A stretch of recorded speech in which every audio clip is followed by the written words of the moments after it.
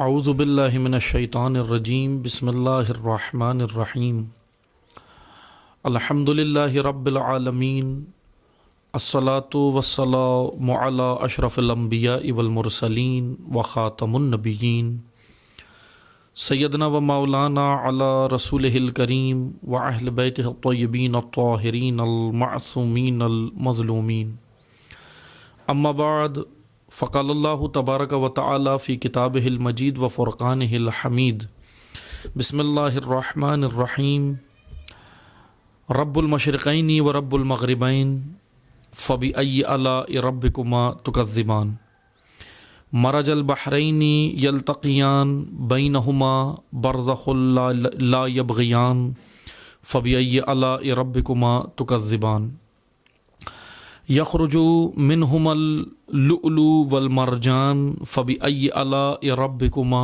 تکذبان صدق اللہ العلی العظیم۔ محترم سامعین کرام، السلام علیکم ورحمۃ اللہ وبرکاتہ۔ الحمدللہ اللہ تعالیٰ کی توفیق سے آپ کی خدمت میں طالب علمانہ تشریح اور تفسیر جس سورہ کی جاری ہے، سورہ مبارکہ رحمان قرآن مجید کا 55واں سورہ ہے، اور اس سلسلے میں آپ کی خدمت میں طالب علمانہ تشریح اور تفسیر ہم اللہ تعالیٰ کی توفیق سے آپ کی خدمت میں کر رہے ہیں۔ اس توفیق پر اللہ تعالیٰ کا شکر ادا کرتے ہیں۔ اس سلسلے کا آج الحمدللہ 11واں درس ہے، 11ویں نشست ہے، اور گزشتہ درس سے ہم مربوط ہونے کے لیے مختصر سا میں آپ کی خدمت میں عرض کروں۔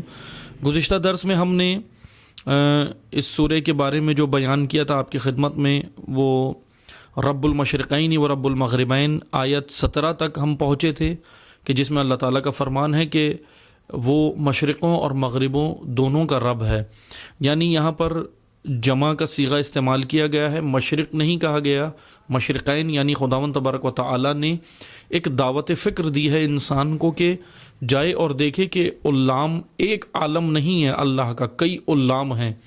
اور اس سلسلے میں ہم گزشتہ درس میں آپ کی خدمت میں بیان کر چکے ہیں کہ انسانی عقل ترقی کر کر کہاں پہنچی ہے، اور ترقی کر کر یہ یہاں تک پہنچی کہ آج دنیا کے مختلف ادارے جا رہے ہیں، خلا کے اندر جا رہے ہیں اور معلومات کر رہے ہیں۔ انسان جو ہے وہ معلومات کر رہا ہے کہ یہاں کہاں تک مثلا خداوند تبارک و تعالیٰ کا عالم ہے، لیکن علام جتنے عقول انسانی میں آئیں گے، انسان یہ نہ سمجھے کہ جو عقل میں اس کی آ جائے اتنا ہی سب کچھ ہے، بلکہ بہت ساری چیزیں، جیسے ہم نے غیبت کے موضوع میں آپ کی خدمت میں عرض کیا تھا کہ غیب کیا ہے، اور غیبت کے موضوع میں کہ انسانی عقل سے ماورا، انسانی عقول سے ماورا عالم کو غیب کہتے ہیں۔ بہرحال خداوند تبارک و تعالیٰ نے تو یہاں دعوت دی ہے، اس سورہ کے اندر دعوت دی ہے کہ آؤ اور جا کر دیکھو زمینوں پر کیا ہے، خدا نے کیا رکھا ہے انسان کے لیے۔ یعنی ایک علمی خزانہ اس سورہ کے اندر خداوند تبارک و تعالیٰ نے کھول کے رکھ دیا، بیان کیا ہے۔ جیسے گزشتہ آیات میں ہم پڑھ چکے ہیں کہ جیولوجی بیان کی خدا نے، اور ارضیات و سماوات کے علوم کے بارے میں خداوند تبارک و تعالیٰ نے انسان کو دعوت دی کہ جائے اور جا کر دیکھے، غور و فکر کرے۔ اب جو آیات ہیں، اور میں نے گزشتہ درس میں یہ بھی بیان کیا تھا کہ کس طرح ایک نقصان امت اسلامیہ کو ہوا عقل پہ پابندی لگا کر کے، عقل جس کو ائمہ معصومین علیہم السلام نے حجت قرار دیا اور جس کو رسول باطنی کہا ہے روایات میں، اسی عقل پہ بینڈ لگایا، اسی عقل پہ پابندی لگائی، اسی عقل کے اوپر انسان نے بہت کچھ اس عقل کے ساتھ کیا کہ اس عقل کو جو وہ عقل کے جو رابطہ پروردگار عالم سے کراتی ہے۔ اب بہرحال میں یہاں وضاحت بھی کر دوں، کیونکہ بعض کنفیوژن ہے بعض کے ذہن میں کہ عقل اور چیز ہے اور شہوت اور چیز ہے، اشتہا اور چیز ہے، اور مثلاً عواطف، انسانی وجود کے اندر جو عواطف خداوند تبارک و تعالیٰ نے رکھے ہیں، یعنی جن کو ہم عواطف کو اصطلاح میں عواطف کہتے ہیں، اور ویسے عام بول چال میں احساسات کہتے ہیں۔ احساسات، جذبات وہ اور چیز ہیں، لیکن عقل اور چیز ہے، اور یہ جنگ وجود انسانی میں عقل و شہوت کی، عقل و عواطف کی جنگ یہ انسان کے وجود کے اندر موجود ہے۔ اسی لیے خداوند تبارک و تعالیٰ نے جب وحی نازل کی، اپنا پیغام جو دیا ہے وہ عقل نبی پر دیا ہے، عقول نبی پر دیا ہے۔ اور نہج البلاغہ میں امیر المومنین علی ابن ابی طالب علیہ الصلوۃ والسلام کا فرمان بھی ہے کہ اللہ نے جو انبیاء بھیجے، خصوصاً جب پیغمبر اکرم صلی اللہ علیہ وآلہ وسلم کی بعثت کا ذکر و تذکرہ امیر المومنین نے کیا، تو وہاں پر بیان کیا کہ اللہ نے جب نبی اعظم کو مبعوث کیا یا انبیاء جو بھیجے، وہ جذبات انسانوں کے ابھارنے نہیں بھیجے، عواطف کو بھڑکانے کے لیے، عواطف کو ابھارنے کے لیے اللہ نے نہیں بھیجے، بلکہ اللہ نے جو انبیاء مبعوث کیے، انبیاء جو بھیجے اس دنیا کے اندر، وہ عقول انسانی کو ابھارنے کے لیے بھیجے۔ علی علیہ السلام کا نہج البلاغہ میں فرمان ہے نا کہ یُثِیرُہم دفائن العقول، کہ وہ جو دفن شدہ عقلیں تھیں، اللہ نے ان کو ابھارنے کے لیے انبیاء کو مبعوث فرمایا۔ خصوصاً پیغمبر اکرم صلی اللہ علیہ وآلہ وسلم کی جب بعثت کا تذکرہ علی علیہ السلام نے کیا، تو وہاں پر کہا کہ اللہ نے نبی اعظم کو عقل انسانی کو، جو دفن شدہ عقل ہے، اس کو ابھارنے کے لیے بھیجا ہے۔ یہ نہیں کہا امیر المومنین نے کہ اللہ نے انبیاء کو عواطف، احساسات، جذبات کو بھڑکانے کے لیے، ان کو ابھارنے کے لیے اس لیے نہیں بھیجا، بلکہ عقل کو، کیونکہ عقل کا تعلق خدا سے ہے۔ وہ کس طرح ہے عقل انسانی کا تعلق خدا سے، یا عقل فرمان رب کس طرح سنتی ہے؟ بیچ میں ایک وسیلہ ہے، ذریعہ ہے۔ وحی جو نازل ہوتی ہے، وحی وہ نبی کی عقل پہ آتی ہے۔ اب عقل سے مراد ذہن نہیں ہے، یہ بھی آپ یاد رکھیں۔ عقل سے مراد وہ قلب ہے۔ قلب یہ دل بھی نہیں ہے، جو ہمارے بدن کے اندر جو دل ہے وہ بھی نہیں ہے۔ قلب سے مراد تفکر کی استعداد ہے، سوچنے کی صلاحیت ہے۔ تفکر کی اس استعداد اور صلاحیت کو، کہ اس کو قلب کہا ہے عربی زبان میں، دو نقطے والی قاف کے ساتھ قلب۔ اب وہاں پر اس قلب نبی پر، نبی کے قلب پر وحی آتی ہے، اور وہ وحی جو اللہ کا پیغام ہوتا ہے، وہ پیغام الہی قلب نبی پر آتا ہے، یعنی عقل نبی پر۔ عقل نبی سے لسان نبی پر، زبان نبی پر آتا ہے، اور پھر لسان نبی و زبان نبی سے عقل انسان پر جاتا ہے۔ اب اگر عقل انسان سالم ہو، عقل انسان دفن نہ ہو گئی ہو شہوتوں کے غلبے میں، کلچر کے غلبے میں، یا عواطف و احساسات و جذبات کے غلبے میں، اگر عقل انسانی دبی ہوئی نہ ہو، تو فوراً پیغام نبی کو سن لیتی ہے اور کلک کرتی ہے، فوراً وہ کلک کرتی ہے، پیغام نبی کو سنتی ہے اور قبول کرتی ہے، ایکسیپٹ کرتی ہے۔ بعض اوقات عقل انسانی پیغام نبی کو قبول بھی کرتی ہے، ایکسیپٹ بھی کرتی ہے، لیکن عمل کے میدان میں پھر انسان نہیں آ پاتا۔ اس کی کیا وجہ ہوتی ہے؟ اس کی بنیادی وجہ ہوتی ہے کہ عواطف اور احساسات کا غلبہ عقل انسانی پر ہونا، کیونکہ وجود اللہ تعالیٰ نے انسان کا اس طرح بنایا ہے کہ اس کے اندر یہ دونوں طاقتیں رکھی ہیں، عقل بھی رکھی ہے، شہوت بھی رکھی ہے۔ شہوت کے نتیجے میں احساسات و عواطف و جذبات پیدا ہوتے ہیں، اور عقل کے نتیجے میں عشق پیدا ہوتا ہے۔ اب یہ ہم نے مرحلہ سمجھنا ہے۔ جیسے بعض لوگ ایک تفریق کرتے ہیں نا کہ وہ جی عقل اور چیز ہے، عشق اور چیز ہے۔ نہ، یہاں پر ہم نے اسی کو سمجھنا ہے کہ عقل کیا ہے اور عشق کیا ہے۔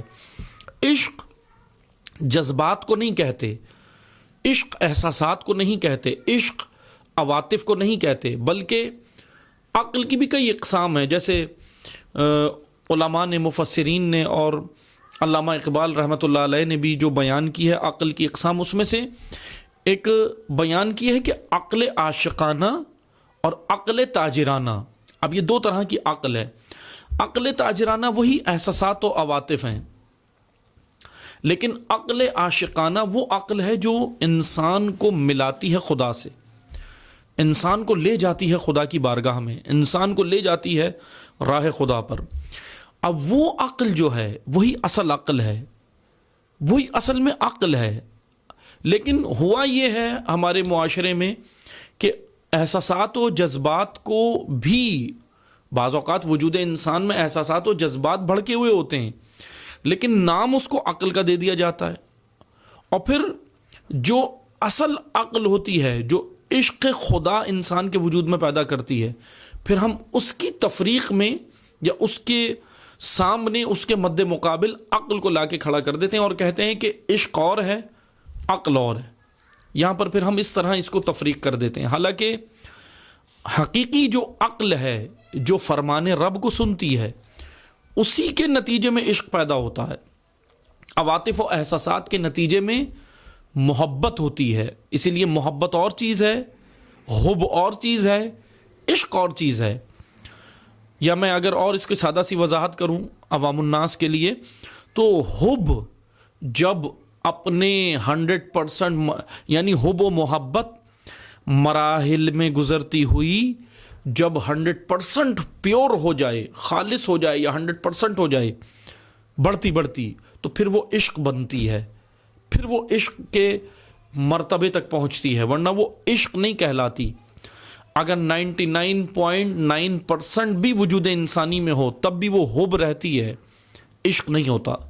عشق 100% یعنی 1% کا 1/4 حصہ بھی اس میں کم نہ ہو تب جا کے عشق بنتا ہے. عزیزان محترم، عقل سنتی ہے فرمان نبی کو، اور پھر اگر عقل کا غلبہ وجود انسان پر ہو تو پھر وہ یعنی اس پیغام کو سن کر پھر کیا کرتا ہے انسان؟ پھر اس کے اوپر عمل کرتا ہے، پھر یہ خدا تک کا سفر کرتا ہے، پھر یہ جاتا ہے خدا کی بارگاہ میں، پھر یہ اپنے مقصد خلقت کو حاصل کرتا ہے. لیکن اگر عقل کے اوپر عواطف، احساسات، جذبات، حب اس کا غلبہ ہو جائے تو پھر وہ اس طرح راہ خدا میں نہیں جاتا. جیسے میں آپ کو ایک مثال دوں نا، ہم تذکرہ کرتے ہیں کربلا کا، کربلا والوں کا. آپ دیکھیں میدان کربلا میں حب کے اوپر عشق کا غلبہ ہے، یا میں یہ کہوں کہ عواطف و احساسات و جذبات کے اوپر عقل کا غلبہ ہے. اسی لیے آپ دیکھیں جب امام حسین علیہ السلام میدان کربلا میں آتے ہیں، قربانی دینے آتے ہیں، یا امام حسین علیہ السلام تو بہت کجا، بہت ہی اعلیٰ ہستی، امام، معصوم، لیکن اگر ہم نیچے کے درجے میں آئیں اور کربلا کی خواتین کی بات کریں، کربلا کی عورتوں کی بات کریں، یا کربلا کے دیگر جو اصحاب باوفا امام حسین علیہ السلام کے ان کی بات کریں، تو ان پر بھی عشق کا غلبہ ہے، یعنی عقل کا غلبہ ہے، عواطف کا غلبہ نہیں ہے، احساسات کا غلبہ نہیں ہے. کیونکہ اگر احساسات و عواطف کا غلبہ ہوتا تو اپنے بچوں کو بچاتے، دین کو نہیں بچاتے. لیکن عقل کا غلبہ بتا رہا ہے کہ ان لوگوں نے دین بچایا ہے، بچے قربان کر کے، اولادیں قربان کر کے، اپنا تن من دھن سب کچھ قربان کر کے اللہ کے دین کو بچایا. تو اس کا معنی یہ ہے کہ عقل غالب تھی، کربلا والوں کی عقل غالب ہے عواطف کے اوپر، احساسات کے اوپر، جذبات کے اوپر. لیکن اگر آج ہم لوگ اپنے عواطف و احساسات، کیونکہ اکثریت ہماری اسی طرح ہے، اگر ہم والدین کی بات کریں کہ بچوں کی تربیت کے حوالے سے جب والدین کا مرحلہ آتا ہے تو ان میں بھی احساسات و عواطف کا غلبہ ہوتا ہے، جس کی وجہ سے بچوں کی صحیح تربیت ہم نہیں کر پاتے، کیونکہ عقل مغلوب ہو جاتی ہے. عقل کہہ رہی ہوتی ہے کہ اس کو کنٹرول کرو، اس کو یہ کرو، یہ چیز غلط ہے، لیکن عواطف اتنے بھڑکے ہوئے ہوتے ہیں، احساسات و جذبات اتنے بھڑکے ہوئے ہوتے ہیں کہ وہ عقل کو مغلوب کر دیتے ہیں. یہاں پر توجہ سے سنیے گا، عقل انسانی سنتی ہے فرمان نبی کو. فرمان نبی نتیجہ ہے وحی خدا کا، کیونکہ فرمان نبی، نبی اپنے پاس سے کچھ نہیں کہتے، نبی خود نہیں کہہ رہے، نبی کے اوپر جو حکم آ رہا ہے اس کو وہ بیان کر رہے ہیں، جو اللہ کا حکم ہے. اس لیے خدا تک جانے کا راستہ یا اپنے راہ مقصد خلقت کو حاصل کرنے کا جو راستہ ہے وہ عقل ہے. اور سب سے بڑا کام جو عقل کے ساتھ ہوا وہ یہ ہوا کہ عقل کو مار دیا، عقل کو گاڑ دیا، عقل کو دفن کر دیا. کس کے اندر؟ ہم نے اپنے کلچر کے اوپر، کلچر کا غلبہ آ گیا، ثقافت کا غلبہ آ گیا، ہمارے احساسات و عواطف کا غلبہ آ گیا، جس کی وجہ سے عقل مدفون ہو گئی. انبیاء کو اللہ نے پھر کیوں بھیجا؟ یُصِیرُوهُمْ دَفَائِنُ الْعُقُولِ، کہ جائیں اور جا کر آپ ابھاریں. ان کے کیا ابھاریں؟ ان کے جذبات کو نہیں، عقلوں کو ابھاریں. کیونکہ عقل فطرت ہے جس کے اوپر انسان خلق ہوا ہے، وہی فطرت عقل ہے. اور وہ جو عواطف ہیں، وہ جو احساسات و جذبات ہیں، وہ فطرت نہیں ہیں، وہ طبیعت ہیں. بعض اوقات ہم الفاظ کا چناؤ کرتے ہوئے خیال نہیں کر پاتے اور یہ پھر بے ادبی ہوتی ہے. یعنی ہم جو طبیعت، کیونکہ وجود انسانی کے اندر دو طرح کے جو ہے وہ وجود ہے نا، جو ہم نے ذکر کیے تھے گزشتہ دروس کے اندر، کہ ایک مانوی وجود ہے، ایک مادی ہے. اللہ نے بنایا اس طرح، اس کو رکھا اس طرح. مانوی فطرت ہے، مادی طبیعت ہے. یعنی یہ فطرت و طبیعت کی ایک جنگ بھی ہے وجود انسانی میں. لیکن ہم پھر اس کو کہہ دیتے ہیں، مثلا الفاظ کا خیال نہیں کرتے. اگر ہم دیکھتے ہیں کہ فلاں کے اندر کوئی چیز زیادہ ہے، جیسے ہم بعض اوقات جانوروں کے لیے بھی کہہ دیتے ہیں نا یہ لفظ کہ جی جانور کی فطرت میں یہ چیز ہے. حالانکہ جانور فطرت پہ خلق نہیں ہوا. جانور کے اندر وہ فطرت نہیں ہے جس کو ہم فطرت کہہ رہے ہوتے ہیں، بلکہ وہ غریزہ ہوتا ہے. غریزہ، جس کو اصطلاح میں غریزہ کہتے ہیں. غریزہ جو جانور کے اندر جو سوجھ بوجھ کی صلاحیت ہے نا، جانور کے اندر جو واپس پلٹنے کی صلاحیت ہے اپنے اصل کی جانب، وہ غرائز کی وجہ سے ہے، وہ غریزے کی وجہ سے ہے، نہ کہ فطرت کی وجہ سے. فطرت وہ ہے جس پر اللہ نے انسان کو خلق کیا ہے، کیونکہ تمام مخلوقات کے اندر انسان کو جدا خلق کیا، اور اس میں اس کا جدا خلق کرنے کا مقصد یہ نہیں ہے کہ مثلا انسان کا قانون الگ ہے. قانون وہی ہے، لیکن انداز خلقت میں تبدیلی ہے. قانون الہی میں خلقت کے قانون میں تبدیلی نہیں ہے. جن مخلوقات پر اللہ نے مثلا جس قانون پر اللہ نے دیگر مخلوقات کو خلق کیا، اسی پر انسان کو بھی خلق کیا. لیکن فرق ہے انداز خلقت میں. انسان کی خلقت کا جب انداز خدا نے اپنایا تو وہ فطرت اللہ التی فطر الناس علیہا کا، کہ ہم نے اس کو اپنی فطرت پہ خلق کیا. یعنی وہی عقل جو ہے، جو ہماری عقل کبھی سنتی ہے نا، جیسے ہم خدا نخواستہ جب کوئی انسان ایک غلط بن جاتا ہے، غلط راہوں پہ چل پڑتا ہے، تو اس کو کچھ احساس بھی ہوتا ہے بعد میں. ایک چیز اس کے کلک کر رہی ہوتی ہے. جب ہم غلط راہوں پہ جا رہے ہوتے ہیں، غلط کام کر رہے ہوتے ہیں، رشوت لے رہے ہوتے ہیں، حرام خوری کر رہے ہوتے ہیں، حرام کھا رہے ہوتے ہیں، خدا نخواستہ زنا کر رہے ہوتے ہیں، دیگر کام کر رہے ہوتے ہیں، تو ایک لحظے کے لیے ہمیں احساس ہوتا ہے. ہر گناہ گار کو، گناہ کرنے والے کو احساس ضرور ہوتا ہے ایک لحظے کے لیے کہ جی میں یہ غلط کر رہا ہوں. وہ جو احساس اس کو ایک دم کلک کرتا ہے اس کے دماغ میں، وہی عقل ہے، وہی فطرت ہے. لیکن پھر ہوتا یہ کہ وہ کیونکہ غلبہ شہوت کا زیادہ ہوتا ہے، غلبہ عواطف و احساسات و جذبات کا زیادہ ہوتا ہے، اس وجہ سے پھر وہ کلک جو پیغام کرتا ہے، عقل جو کلک کرتی ہے نا اس کے وجود کے اندر، یہ سنتا ہے لیکن پھر انسنی بھی کر دیتا ہے، کیونکہ غلبہ اتنا زیادہ عقل کا نہیں ہوتا، غلبہ عواطف کا زیادہ ہوتا ہے. بہرحال توجہ سے سنیے گا. اب اس عقل انسانی کے ساتھ کیا ہوا؟ اس عقل انسانی پہ بینڈ لگایا. تاریخ شاہد ہے، تاریخ میں یہ ہوا، تمام ادیان میں یہ ہوا.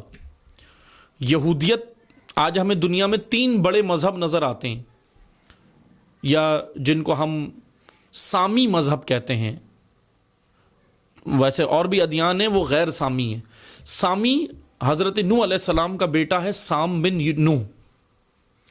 سامی، اس کو سامی مذاہب ان کو کہا جاتا ہے جن کی تعلیمات انبیاء سے مربوط ہے، یعنی جن کو جو انبیاء لے کر آئے تعلیمات. اور سامی، اس وقت 3 سامی مذاہب ہیں بڑے دنیا کے اندر. ایک یہودیت، ایک عیسائیت اور ایک اسلام ہے.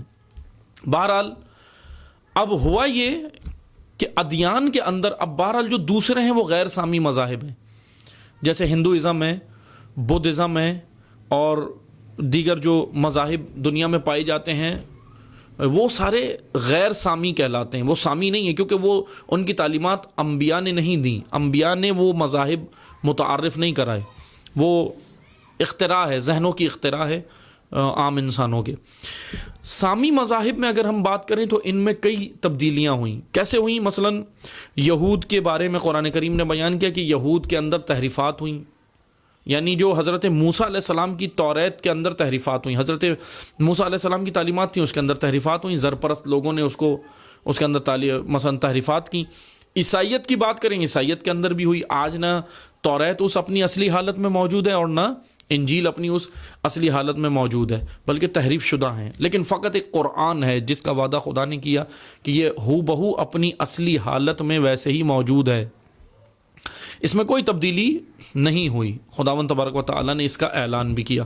بہرحال ہوا یہ کہ قرون وسطیٰ کا ایک زمانہ گزرا کہ جس کے اندر عقل انسانی پر ایسی پابندی لگی. آج سے 250-300 سال پہلے، تقریباً لگ بھگ 300 سال کے، انسانی عقل پہ ایسی پابندی لگی کہ انسانی عقل کو دبا دیا گیا، مذہب کے نام پر شدت پسند لوگ ڈالے گئے اور مذہب کے نام پر یہ کیا، اور باقاعدہ عیسائیت کے اندر یہ کام ہوا، کیونکہ عیسائیت قرون وسطیٰ کے زمانے میں عیسائیت کا غلبہ تھا، عیسائیت کی عروج و اوج کی دور وہ گزرا ہے۔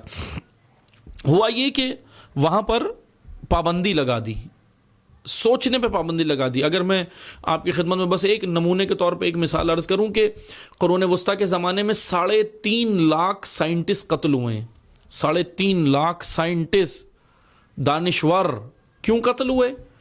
ان کا قصور کیا تھا؟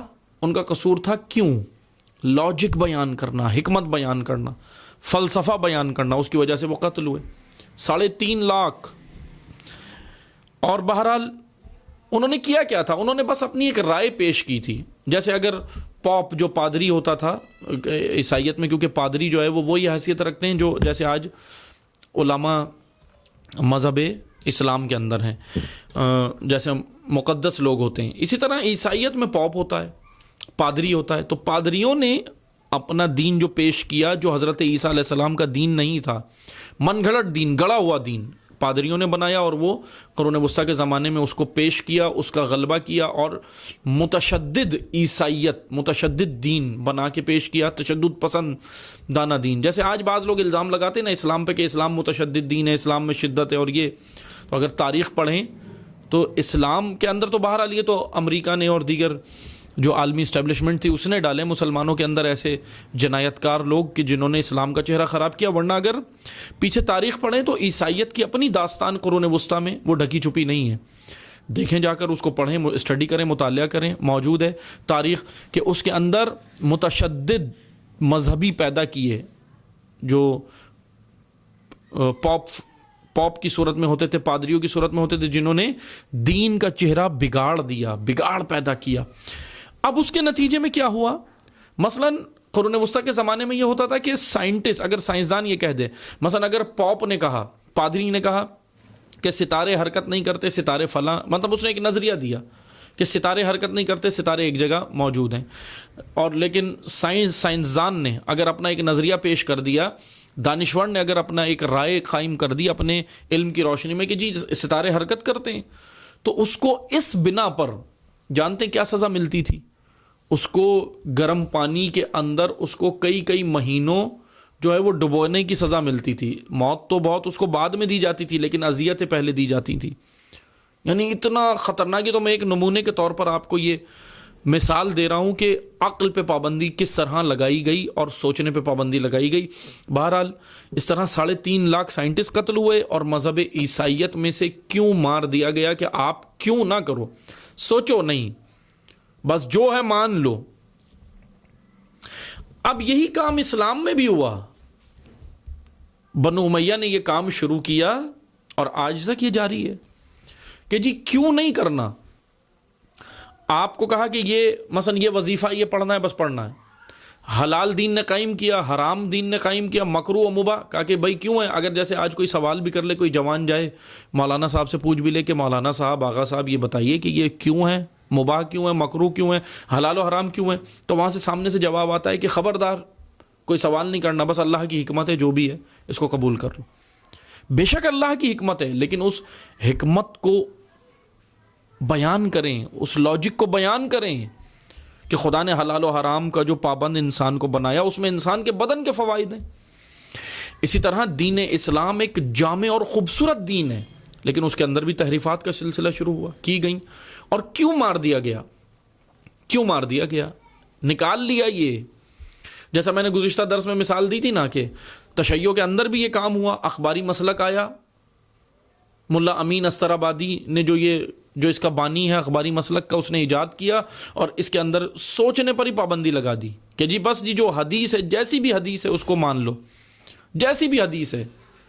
مثلا تشیع تو اتنا خوبصورت مکتب ہے کہ حدیث کو چیک کیا جاتا ہے، پرکھا جاتا ہے، اسی طرح راویوں کو چیک کیا جاتا ہے، راویوں کو بھی پرکھا جاتا ہے، حدیث کی سند متن سب کچھ چیک کرنے کے بعد راوی بھی چیک کیا جاتا ہے، بھئی راوی کیا ہے۔ علم رجال ہمارے یہاں ایک بڑا خوبصورت جو ہے وہ علم ہے جس کے اندر راویوں کی انویسٹیگیشن ہوتی ہے، لیکن اس راویوں کی انویسٹیگیشن کو دوسرے جو جیسے اہل سنت برادران ہیں وہ کہتے ہیں نہیں جی یہ مثلا یہ تو راوی کی اور صحابہ کی توہین ہے، وہ اس وجہ سے وہ اس کو نہیں مانتے، لیکن ایسا نہیں ہے۔ اب بہرحال اہل سنت میں بھی کئی طبقات ہیں، میں سب کی بات نہیں کر رہا، اس میں بھی کئی مطلب فرقے موجود ہیں جو الگ الگ رائے رکھتے ہیں، لیکن توجہ سے سنیں، تشیع اتنا خوبصورت مکتب ہے کہ حتیٰ کہ ہمیں تاریخ میں یہ بھی ملتا ہے کہ امام محمد باقر علیہ الصلوۃ والسلام کا ایک صحابی تھے جو ایک کان سے بہرے تھے، ایک کان سے، غالباً شاید دایاں کان ان کا تھا جو جس سے وہ بہرے تھے، یعنی کم سنائی دیتا تھا، صحیح آواز نہیں آتی تھی۔ اب علم رجال دیکھیں کتنا خوبصورت علم ہے۔ اب جب وہ شخصیت جو ایک کان سے بہرے ہیں، جب وہ، کیونکہ وہ راوی بھی ہیں حدیثوں کے، امام باقر علیہ السلام کی مجلسوں میں، محفلوں میں، نشستوں میں بیٹھتے بھی تھے، اب جب یہ کوئی حدیث نقل کرتے ہیں نا امام باقر علیہ السلام سے، تو علم رجال ان کو روکتا ہے، کہتا ہے کہ ذرا رکو، چیک کر لو۔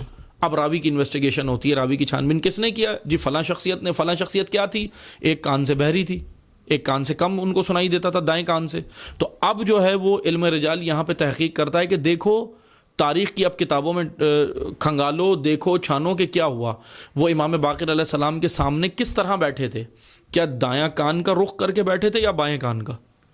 اگر دائیں کان کا جس سے وہ بہرے تھے، جس سے وہ معذور تھے، اگر وہ کر کے رخ بیٹھے تھے تو پھر ذرا رک جاؤ، حدیث کے اندر کچھ شبہ ہے، چیک کرنا پڑے گا، کیونکہ ممکن ہے آواز صحیح نہ آئی ہو، لیکن اگر جب بائیں کان کو رخ کر کے بیٹھے تھے تو اب حدیث کو ذرا لے سکتے ہیں، اب اس کو ہم جو ہے وہ مطلب چیک کر سکتے ہیں، اس کی انویسٹیگیشن کر سکتے ہیں، چھان بین کر سکتے ہیں۔